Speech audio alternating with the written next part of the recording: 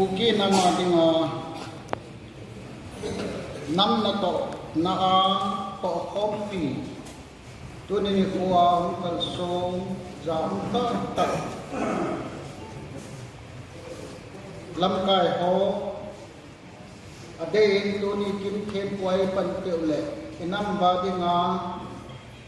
nam mako apado se a makon ene ti jeno o Dr. Tidun Kim tengle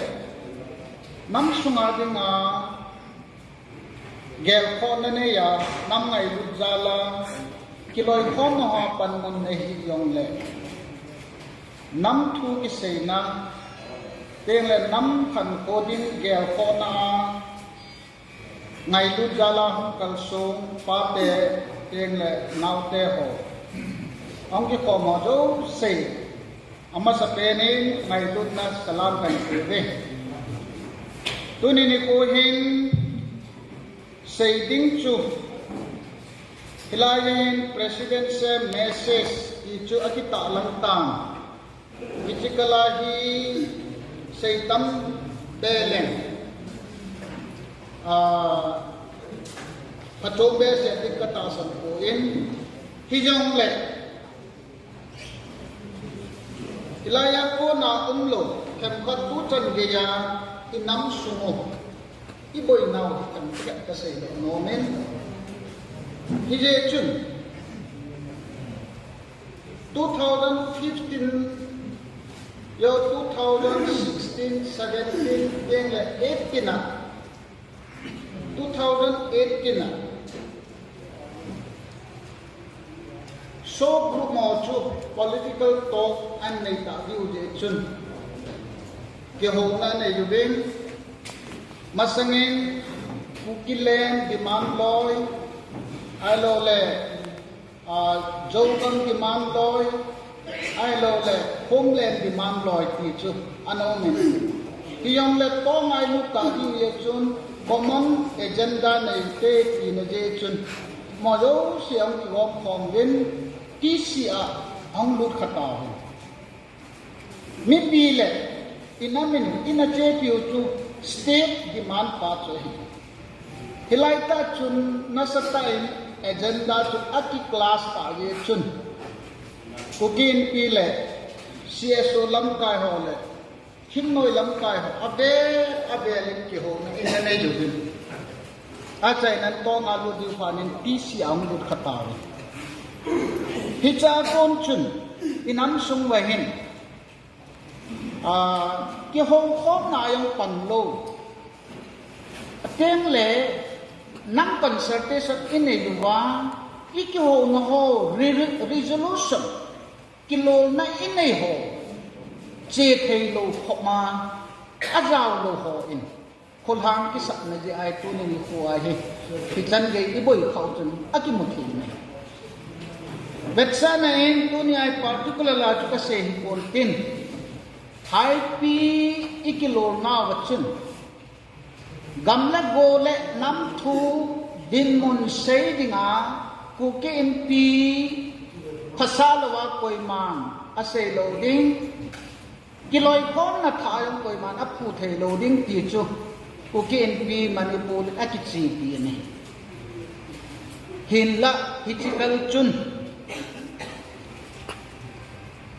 Kala organization hong ki put cho omin vetsan nain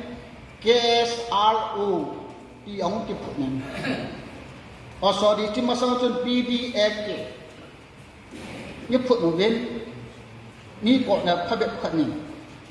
ku ken pin anaki ja dan aki subei ta happy na kine lo khanen KRSO hong ki put kinen Hichiyong chu eho adim chun government le midang heading chun outlaw group hong hi khatan hije chun ukin pin yat le isei bangden agadoi ta lo ye chun government lam ko ho to anaki ho bin anasubei ta ni hicha pat chun kuki in pi thu sei la sa hi năm ngày lụt này hi lova ku kin pi thu sei la sa hi su boy te te ding pi ta bang lung thim hi ila ba hung lut khai so pi te ho hi je chun ki loi khom na to ka sei ke ni hin he ni KREF activities hoi ta hi sei ding lom ta ase yu ve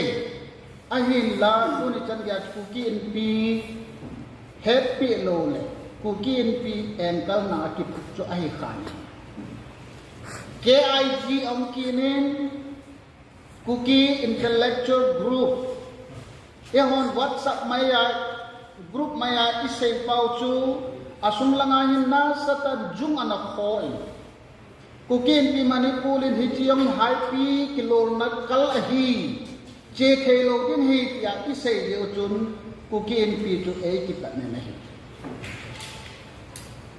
hije chun hiti tabak tua injonin phong do tawin proper chenera ga chom kelai kom no yo se chu in pi ba kai chu kon khan na sei di ku phida hi ku kin pin affiliate ball in nonsense hi we ahi ya ho hi we are not developed community set nation building the community building is a lai ya chu alama la sa thai pan la sa lama bol thei abo film bol lama bol pan film abo politics sei lama sei sports langa hanang ai lo le da chom na le nation building process ai you ba chu hi chu hoi he them to na in pi having no ya chu che de hi in a say hi ba chu ama yo se to affiliate hinna hijikal lama chu ki hong ko na kilo na idang ne yong leo hen atraw lo ho e su ka la kha he so bi te ho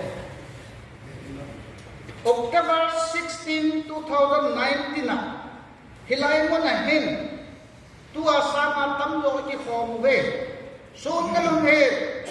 Kujin ge ikihobin ikilol ha nau chu kukin pi manipulin ki po a government ko ki howa hich a chu ichiu ahin la hichinia mitinga panglo ko resolution kallama chu ehin ta je wa chu ila wa chu kina ngale controversy chu kha hi ka sei no hichino chun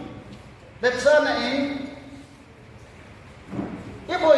November 30 in Vendoma consultation lo len kha iko ki na ven ikyo hong ni hum ke in achu cha na the ta lo yo achu ki le hi chi hi tu ni apanen hi chi thu hi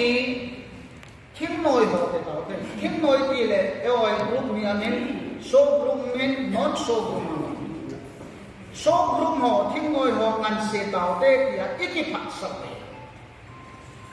hi je ki phat sa na dum lui chun thing ngoi ho so group ma ho ju pi a de ke no chong keu som gen a chai na en hi chi a pha pe ne British Al Qaeda ma hi record to ki to hi ki ju ba ku ki rise man Kukin pi manipur sai ko je adi ta sai din ingan se ni ba tu thing noi lam kai asa he hi chi chu nam men ikilo wa ingan se ta yo ba tu asai se chu kukin pi manipur ki po mai hi ja chu hi ja chu lam in zong wa government recognition ila da wa teng le holiday ikun sawa mabanga yong memorial park sem sa di yo le yo la chun ki to mo na in nei kha ta we hi je chu nam chiam chen hi ji pa tu ni a ko pi hin kha ale inam wa hi divide hi kha hi pi ka sei do hi je chu ki lo na ki che pi lo jalen ko ma assembly bolvin kilo nei nei vexanan pukin pi Manipur ka hola je ngayo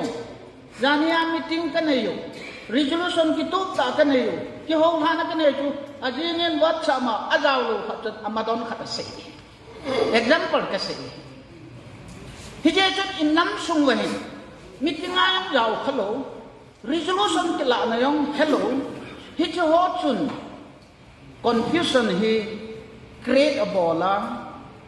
aten le khang tha ho hi sei wala koi mislead ki bol kha hi ame ki wa chu in people hi na ka si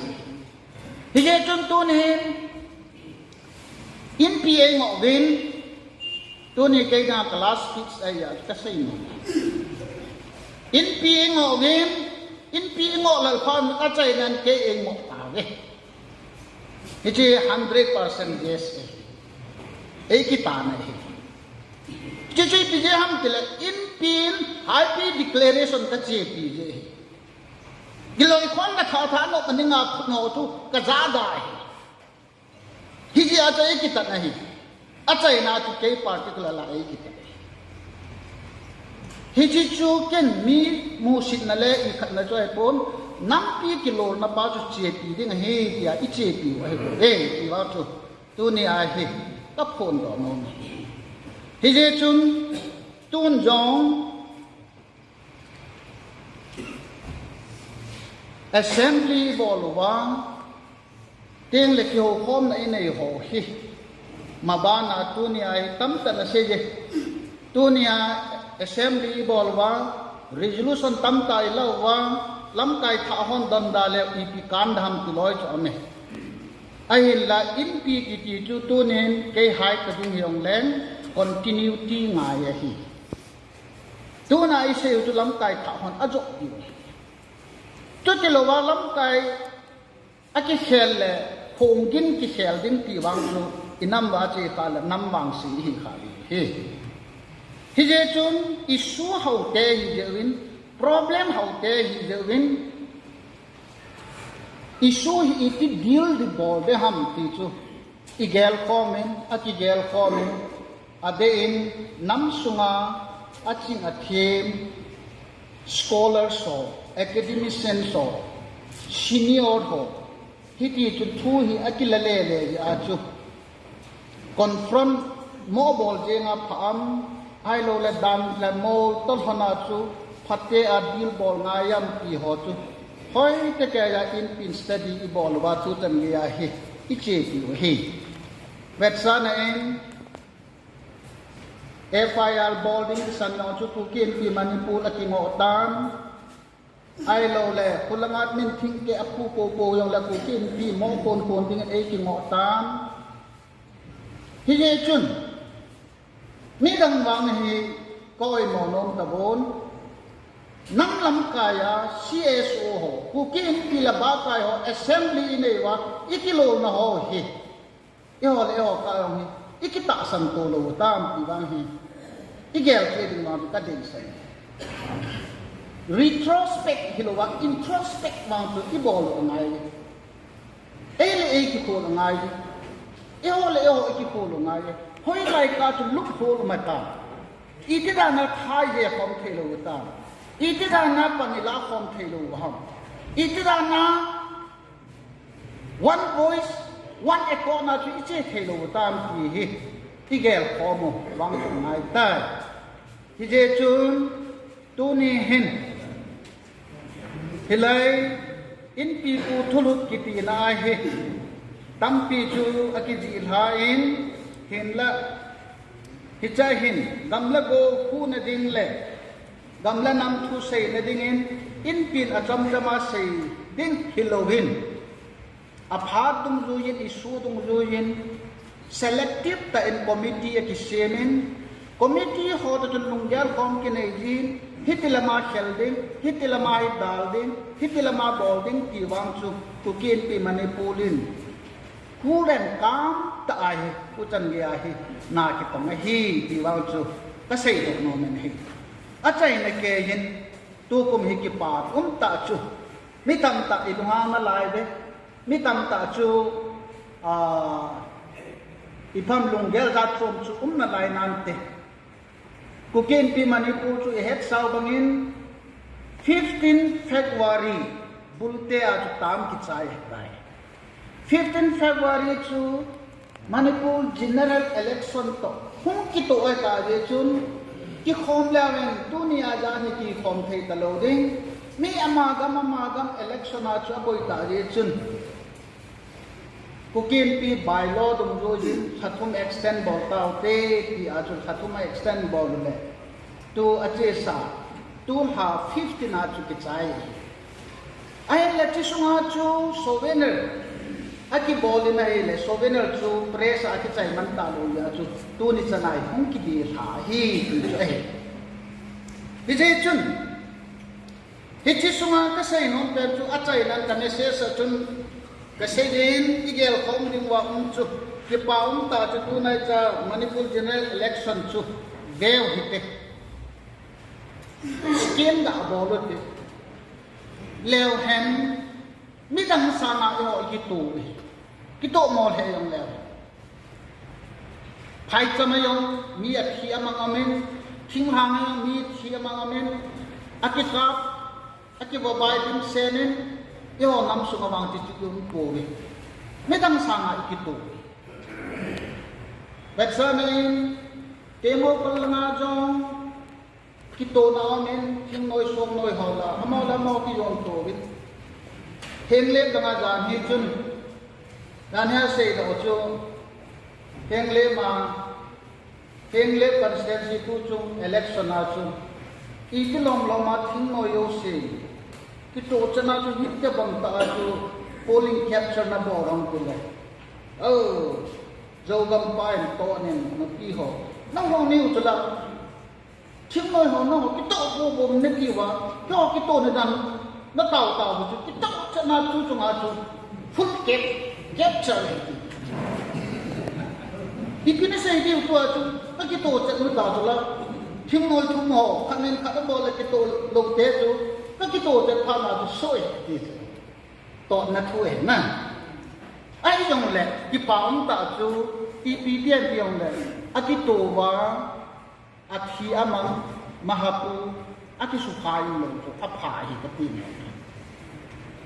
Sing up lang kito sell so piteo nam chu kiti nam pol isay kun me chu cycle lang hi king mo yung ipela la ko hi achai na episode am tiu I ma cha so lo wi amo yung kito chan mi pi yung kito chan dame election ke chai kasay no